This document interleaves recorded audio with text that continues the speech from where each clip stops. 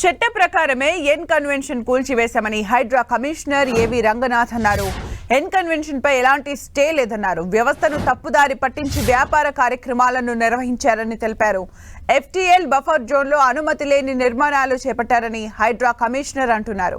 FTL లో ఎకరం 12 గుంటలు, బఫర్ జోన్ లో 2 ఎకరాల 18 గుంటలు ఆక్రమించారని ఏవి రంగనాథ్ చెబుతున్నారు. ఎన్ కన్వెన్షన్ నిర్మాణాలకు జీహెచ్ఎంసీ నుంచి ఎలాంటి అనుమతి లేదని హైడ్రా కమిషనర్ తేల్చారు.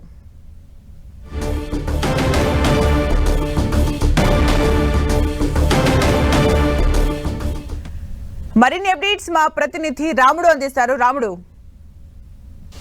కన్వెన్షన్ కు సంబంధించి ప్రభుత్వం తరపు నుంచి హైడ్రా కమిషనర్ స్పందించడం జరిగింది. ప్రత్యేకంగా ఉదయం నాగార్జున చెప్పినట్టుగా ఈ ఎన్ కన్వెన్షన్ కు సంబంధించినటువంటి అంశం పైన ఎలాంటి స్టే లేదు అనేటువంటి అంశాన్ని మాత్రం చాలా క్లియర్గా చెప్పారు. 2014లోనే ఈ చెరువుకు సంబంధించినటువంటి ఎఫ్టీఎల్ను బఫర్ను ఫిక్స్ చేయడం జరిగింది. అప్పట్లో దీనికి సంబంధించి కోర్టుకు వెళ్ళింది. ఆ కోర్టు చెప్పింది మళ్ళీ ఒకసారి సంయుక్తంగా సర్వే చేయమని. సంయుక్తంగా ఎన్ కన్వెన్షన్ యాజమాన్యంతో కలిపి సర్వే చేయడం జరిగింది. దానిపైన అప్పుడు ఎఫ్టీఎల్ను ఫిక్స్ చేయడం జరిగింది. పూర్తిగా ఎన్ కన్వెన్షన్ అదేవిధంగా బఫర్ జోన్లో చెరువులో ఉండేటువంటి ప్రాంతాన్నంతా కూడా అప్పటికే గుర్తించి వాళ్ళు ఫిక్స్ చేయడం జరిగింది. అయినప్పటికీ మళ్ళీ కోర్టుకు వెళ్ళారు. మియాపూర్లో ఉండేటువంటి కోర్టుకు వెళ్ళారు. వాళ్ళు ఆ కోర్టులో కేసు నడుస్తుంది తప్ప దానిపైన స్టే లేదు అనేది ప్రధానంగా చెప్తున్నటువంటి అంశం. ఆ తర్వాత కూడా కొన్ని నిర్మాణాలు జరిగినట్టుగా హైడ్రా కమిషనర్ చెప్తున్నటువంటి పరిస్థితి ఉంది. అంతేకాకుండా ఇక్కడ ఉండేటువంటి వ్యవస్థలను వాటిని అంతా కూడా మేనేజ్ చేస్తూ వ్యాపారాన్ని అదేవిధంగా కొనసాగించారు. జిహెచ్ఎంసీ కానీ ఇతర నిర్మాణాలకు ఇతర విభాగాల ఎట్లాంటి పర్మిషన్ కూడా లేదు అనేటువంటి అంశాన్ని హైడ్రా కమిషనర్ రంగనాథ్ చెప్తున్నటువంటి పరిస్థితి ఉంది. అయితే ఉదయం నాగార్జున చెప్పినప్పుడు ఈ అంశానికి సంబంధించి కోర్టు స్టే ఉంది అనేటువంటి అంశాన్ని చెప్పారు. కానీ అలాంటి పరిస్థితి లేదు అనేటువంటి అంశాన్ని ముఖ్యంగా హైడ్రా కమిషనర్ చెప్తున్నటువంటి పరిస్థితి ఉంది. అంతేకాకుండా పైభాగం నుంచి వస్తున్నటువంటి వరద కారణంగా ఇప్పుడు ఈ నిర్మాణం జరగడం, అదేవిధంగా ఆ కుంటలో ఇతర వచ్చినటువంటి నిర్మాణాల కారణంగా దాదాపు 50 నుంచి 60% వాటర్ స్ప్రెడ్ ఏరియా తగ్గిపోతుంది. దానివల్ల కొంత ఇబ్బందులు వస్తున్నాయి. వరద ఎక్కువగా వచ్చినప్పుడు లోలయింగ్ ఏరియాలో ఉండేటువంటి వాళ్ళ ఇళ్లలోకి నీళ్ళు వచ్చి వాళ్ళు తీవ్రంగా ఇబ్బందులు పడుతున్నారనే అటువంటి అంశాన్ని కూడా హైడ్రా అధికారులు చెప్తున్నటువంటి పరిస్థితి ఉంది.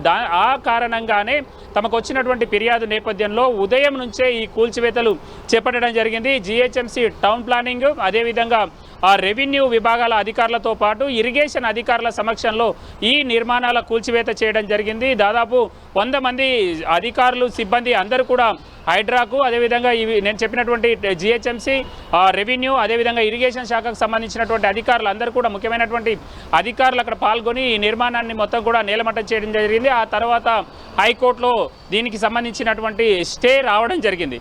మొత్తంగా చూసినప్పుడు అధికారులు ఒక ప్రణాళిక ప్రకారం రాముడు, అంటే భట్టి విక్రమార్క అంటే డిప్యూటీ సీఎం మాట్లాడుతూ కూడా 2014 నుంచి 2024 మధ్యలో ఎక్కువగా చెరువుల ఆక్రమణకు గురయ్యాయి. రిమోట్ సెన్సింగ్ అంటే శాటిలైట్ ద్వారా మేము ఆ ఇమేజెస్ కూడా తెప్పిస్తాం, ప్రజల ముందు పెడతాం, చాలా ఆక్రమణలు జరిగాయి, ఆగేదే లేదు అని చెప్తున్న సందర్భంలో ఎన్ కన్వెన్షన్కి సంబంధించి స్టే రావడం జరిగింది. అంటే ఇకపై కూడా హైడ్రా దూకుడుగానే వ్యవహరిస్తుందని అనుకోవచ్చు.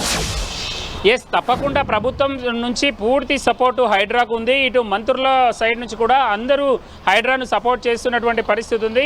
పూర్తి స్థాయిలో నిర్ణయం తీసుకున్న తర్వాతనే ప్రభుత్వ పెద్దలందరూ కూడా ఈ హైడ్రా నిర్మాణం అంటే ఈ హైడ్రా రూపకల్పన పైన ఫోకస్ చేసి దాన్ని పనులు చేసినటువంటి పరిస్థితి ఉంది. అసెంబ్లీలో కూడా దీనికి సంబంధించి ముఖ్యమంత్రి సుదీర్ఘమైనటువంటి ప్రసంగం చేశారు. దాని విధి విధానాలు, పనిచేసేటువంటి పద్ధతి, ఈ అన్ని అంశాలపైన ఫోకస్డ్గా చెప్పినటువంటి పరిస్థితిని చూస్తే దీనికి పూర్తి స్థాయిలో ప్రభుత్వం సైడ్ నుంచి, మంత్రుల సైడ్ నుంచి పూర్తి స్థాయిలో మద్దతు ఉంది. కాబట్టి ఇంకా దూకుడుగా వ్యవహరించేటువంటి అవకాశం ఉంది.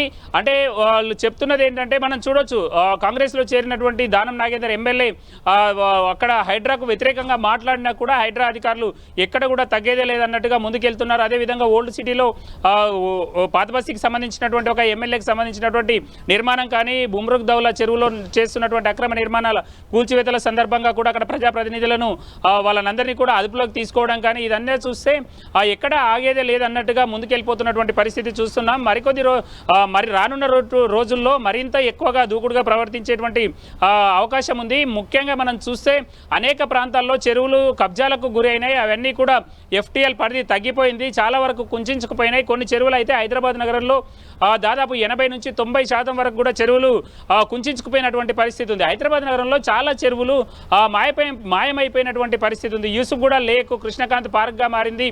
బ్యాక్ సైడ్ చాలా నిర్మాణాలు వచ్చాయి, దానిని తొలగించలేక దాన్ని పార్క్గా మార్చి వాకింగ్ ట్రాక్ చేశారు. పక్కనే శ్యామలకుంట ఉంది సనత్ నగర్లో, అదే విధంగా కనుమరుగైపోయింది. అదేవిధంగా బతుకమ్మకుంట ఉంటుంది అంబర్పేటలో. ఈ విధంగా 5-6 చెరువులు అసలు చెరువులు ఉండనే ఉండవు. అక్కడ ఓన్లీ ఆ కుంట పేరుతో నాగమయ్య కుంట అని విద్యానగర్ ప్రాంతంలో ఉంటుంది. అక్కడ నాగమయ్య కుంట ఉంటుంది, చెరువు ఉంటుంది, తూము ఉంటున్నాయి, కానీ ఆ కుంట ఎక్కడ నీళ్లు ఉండేటువంటి పరిస్థితి లేదు. కేవలం ఒక నాలా మధ్యలోంచి వెళ్ళిపోయి మళ్ళీ కింద మూసీలోకి వెళ్ళిపోతున్నటువంటి పరిస్థితి. ఈ విధంగా చెరువులన్నీ కూడా కనుమరుగైపోతున్నటువంటి నేపథ్యంలో ఈ చెరువులను రక్షించడం ద్వారా భవిష్యత్తులో హైదరాబాద్కు ఇబ్బంది రాకుండా ఉండాలి అనేటువంటి ఒక లక్ష్యంతో మేము ముందుకెళ్తున్నామని ఇటు ప్రభుత్వం కానీ అటు హైడ్రా అధికారులు కానీ చెప్తున్నటువంటి నేపథ్యంలో కొంచెం వేగంగానే స్పందించేటువంటి అవకాశం ఉంది. అంటే జన్వాడ ఫామ్ హౌస్కి సంబంధించినప్పుడు కానీ ఇప్పుడు కూడా ఎన్కన్వెన్షన్లో కూడా హైకోర్టు స్టే ఇవ్వడం జరిగింది. అంటే హైకోర్టు స్టే ఇచ్చిన తర్వాత హైడ్రా ప్రొసీడింగ్స్ ఎలా ఉంటాయి అంటే జన్వాడ ఫామ్ హౌస్కి సంబంధించి కూడా నియమ నిబంధనలు అన్నీ కూడా చాలా కరెక్ట్గా ఉండాలని చెప్పిన సందర్భంలో ఇప్పుడు స్టే ఇచ్చిన సందర్భంలో హైడ్రా నెక్స్ట్ ప్రాసెస్ ఎలా ఉండబోతోంది? ఈ హైకోర్టు ఇచ్చినటువంటి స్టే కేవలం కన్వెన్షన్, అది నాగార్జునకు సంబంధించినటువంటి కేసుకు సంబంధించి మాత్రమే. మిగతా కేసులకు సంబంధించి ఎవరైనా కోర్టుకు వెళ్తే స్టే వచ్చేటువంటి అవకాశం ఉంది. అట్లాంటి సందర్భాల్లో కొంచెం ఆచిచూచి అధికారులు స్పందించేటువంటి అవకాశం ఉంది.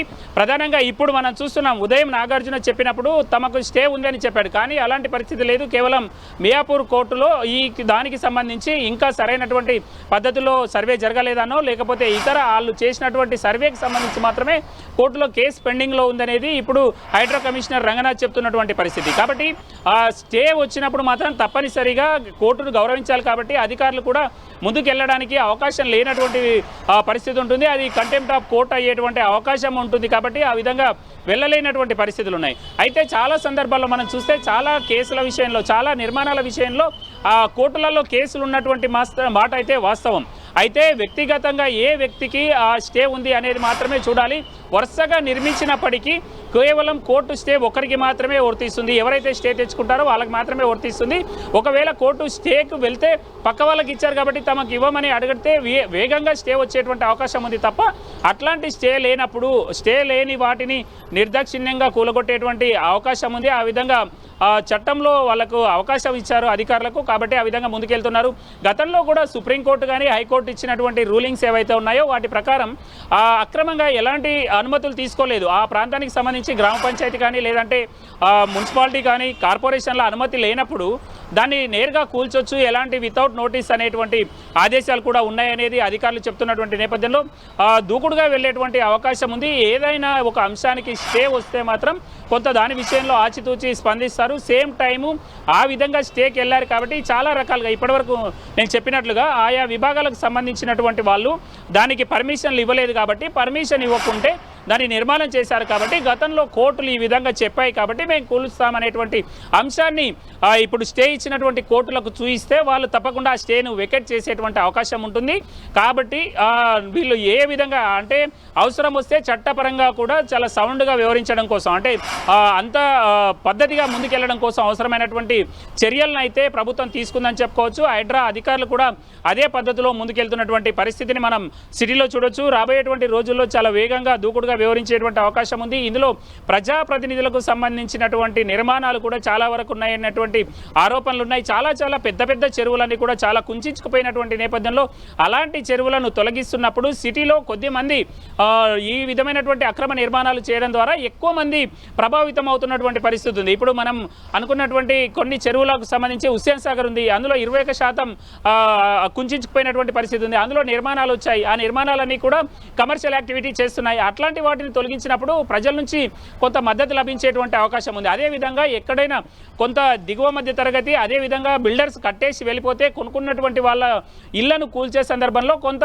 వ్యతిరేకత అయితే వచ్చేటువంటి అవకాశం ఉంది. ఈ రెండింటిని బ్యాలెన్స్ చేసుకుంటూ వాళ్ళు ముందుకెళ్లేటువంటి పరిస్థితులు అయితే కనబడుతున్నాయి. ప్రధానంగా మొదటి దశలో ఎక్కువగా వ్యాపారం చేసుకునేటువంటి అంశాలపైన ఫోకస్ చేస్తామని చెప్పారు. అందుకు అనుగుణంగానే ముందుకెళ్తున్నటువంటి పరిస్థితి ఉంది. మరొక కొన్ని ప్రాంతాల్లో అయితే ఇటు హెచ్ఎండిఏ పర్మిషన్లు ఇచ్చినటువంటి సందర్భాలు ఉన్నాయి. ఎల్ఆర్ఎస్ అంటే లేఅవుట్ రెగ్యులరైజేషన్ స్కీమ్ కింద వాళ్ళు డబ్బులు చెల్లించారు. అంటే డబ్బులు చెల్లించేటప్పుడు ఈ ఫైల్ ఇరిగేషన్ చూస్తుంది, టౌన్ ప్లానింగ్ చూస్తుంది, రెవెన్యూ చూస్తుంది. ఆ పక్కన ఉండేటువంటి చెరువు ప్రాంతానికి సంబంధించి ఈ సర్వే నెంబర్లో చెరువు ఉంది అని అంటే తప్పనిసరిగా ఆ సర్వే నెంబర్లో ఉన్నటువంటి చెరువుకు సంబంధించి స్కెచ్ తీసుకురమని చెప్తారు. తమ ప్లాట్ అందులో రావట్లేదు, చెరువు శిఖంలో కానీ బఫర్ జోన్లో కానీ రావట్లేదు అనేటువంటి అంశాలను చాలా క్లియర్గా ఇరిగేషన్ నుంచి నో అబ్జెక్షన్ సర్టిఫికేట్ ఇచ్చినప్పుడు మాత్రమే ఎల్ఆర్ఎస్ ఫీజు కట్టించుకునేటువంటి పరిస్థితి ఉంది. ఒకసారి ఎల్ఆర్ఎస్ వచ్చిందంటే అదంతా కూడా క్లియర్ కాబట్టి సంబంధిత మున్సిపాలిటీ కానీ అదేవిధంగా కార్పొరేషన్లు కానీ గ్రామ పంచాయతీలు కానీ హెచ్ఎండిఏ కానీ పర్మిషన్ ఇస్తున్నటువంటి పరిస్థితి ఉంది. మనం చూస్తే ఇటు చందానగర్లో అదే విధమైనటువంటి పరిస్థితి 3 భవనాలకు జిహెచ్ఎంసీ పర్మిషన్ ఇచ్చింది. అదేవిధంగా ఎర్రగుంట చెరువు వాజ్పల్లిలో చూసినప్పుడు అక్కడ కూడా ఇదే విధమైనటువంటి నిర్మాణాలకు ఎల్ఆర్ఎస్ తీసుకొని వాళ్ళ అనుమతులు తీసుకున్నారు. ఇప్పుడు అలాంటి వాటిని కూల్చినప్పుడు మాత్రం కొంత పబ్లిక్ నుంచి రిస్ట్రిక్షన్ వచ్చేటువంటి అవకాశం ఉంది. రాముడు, ఎగ్జాక్ట్లీ అంటే కొన్ని నిర్మాణాలు అంటే ప్రజలకు కూడా తెలియదు అక్కడ చెరువు ఉందా ఏముందా అనేది ఫ్లాట్స్ చేసి అమ్మేసిన సందర్భాలను కూడా మనం చూస్తూ ఉంటాం. అలాంటి ప్లేసెస్ని టచ్ చేసినప్పుడు అంటే బేసికల్గా హైడ్రాకి సంబంధించి నియమ నిబంధనలకు సంబంధించి ఒక పెద్ద బిగ్గెస్ట్ డౌట్ అయితే ఉంది. దానికి సంబంధించి అప్డేట్స్ ఏంటంటే దానికి సంబంధించి ఏమైనా క్లియర్ చేసే అవకాశాలు ఉన్నాయా? అంటే ప్రజలకు కానీ ఎవరికైనా ఇన్ఫర్మేషన్ ఉండాలి కదా. ఎస్, అంటే ఈ చెరువులకు సంబంధించి గతంలోనే హైదరాబాద్ నగరంలో లేక్ ప్రొటెక్షన్ కమిటీ అని ఒకదాన్ని హెచ్ఎండిఏ ఆధ్వర్యంలో ఏర్పాటు చేయడం జరిగింది. ఇందులో ఇరిగేషన్ అధికారులు, జిహెచ్ఎంసీకి సంబంధించినటువంటి అధికారులు, అదేవిధంగా వివిధ ఈ చుట్టుపక్కల ఉండేటువంటి మున్సిపాలిటీకి సంబంధించినటువంటి అధికారులు అందరూ కూడా కమిటీ సభ్యులుగా ఉన్నారు. అందులో పనిచేసేటువంటి కమిషనర్లు ఏదైనా సమస్య ఉంటే అప్పుడే చెప్పాలి, ఇప్పుడు చెప్పడానికి లేదు. ఒకసారి ఇప్పుడు మనం చూస్తున్నటువంటి తమ్మిడికుంట చెరువును కూడా ఒకసారి నోటిఫై చేశారు. అంటే ఇది ఎక్కడెక్కడ ఎఫ్టీఎల్ వస్తుంది, దీని వాటర్ స్ప్రెడ్ ఏరియా ఎంత, ఆ తర్వాత వచ్చేటువంటి బఫర్ జోన్ ఎంత అనేటువంటి అంశాలను ఒకసారి నోటిఫై చేశారు. నోటిఫై చేసే కంటే ముందు అబ్జెక్షన్స్ కాల్ఫర్ చేశారు, పబ్లిక్ నుంచి తెలియజేస్తారు. ఆ చుట్టుపక్కల ఉండేటువంటి వాళ్లకు మేము ఈ విధంగా నోటిఫై చేస్తున్నాము, మీదేమైనా అబ్జెక్షన్ ఉంటే ముందుగానే చెప్పండి అని కూడా వాళ్ళకి నోటీసులు ఇస్తారు. ఇవన్నీ చెప్పిన తర్వాత వన్స్ నోటిఫై అయిపోయిన తర్వాత దానిపైన మళ్ళీ ఫర్దర్గా స్టెప్ తీసుకోవడానికి చాలా కష్టంగా మారుతుంది.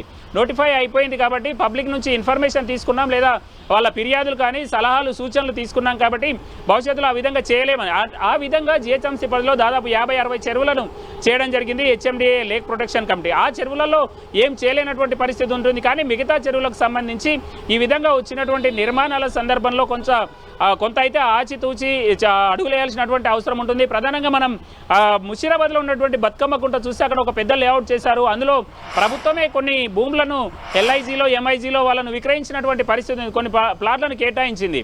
కాబట్టి ఇప్పుడు అది ఒకవేళ లేఅవుట్లో కేటాయించి అమ్మినటువంటి భూములు ఏవైతే ఉన్నాయో అవి ఒకవేళ చెరువులో ఉన్నాయని తేలితే మాత్రం ఏం చేయలేనటువంటి పరిస్థితి ఉంటుంది. తప్పనిసరిగా వాళ్ళు కోర్టుకు వెళ్తారు.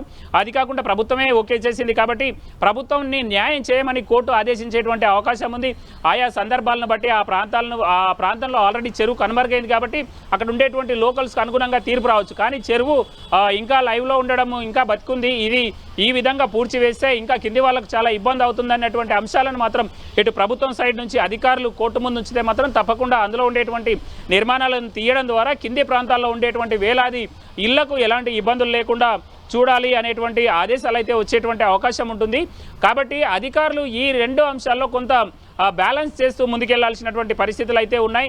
ఆల్రెడీ కొనుగోలు చేసినటువంటి అంశాలకు సంబంధించి ఏ విధంగా ప్రభుత్వం ముందుకెళ్తుంది, ప్రభుత్వం ఒకసారి నిర్ణయం ఒకవేళ తీసుకుంటే అలాంటిది దీని వరకు ఇక్కడ వరకు వచ్చింది, దీనికి సంబంధించి మేము ఇట్లా చేస్తామనేదైనా గైడ్లైన్స్ ఏమైనా తీసుకుంటే అక్కడి వరకు ఆగిపోయేటువంటి అవకాశం ఉంది. భవిష్యత్తులో మీరు అడిగినట్టుగా ఆ ప్రాంతానికి సంబంధించి ఎవరైనా భూములు ఇల్లు కొనేటప్పుడు సంబంధితటువంటి అధికారుల దగ్గర ఇటు జిహెచ్ఎంసీ అయితే జిహెచ్ఎంసీ, హెచ్ఎండి అయితే హెచ్ఎండి, లేదంటే కార్పొరేషన్లు, మున్సిపాలిటీల దగ్గర ఈ చెరువులకు సంబంధించిన ఫుల్ డేటా ఉంటుంది.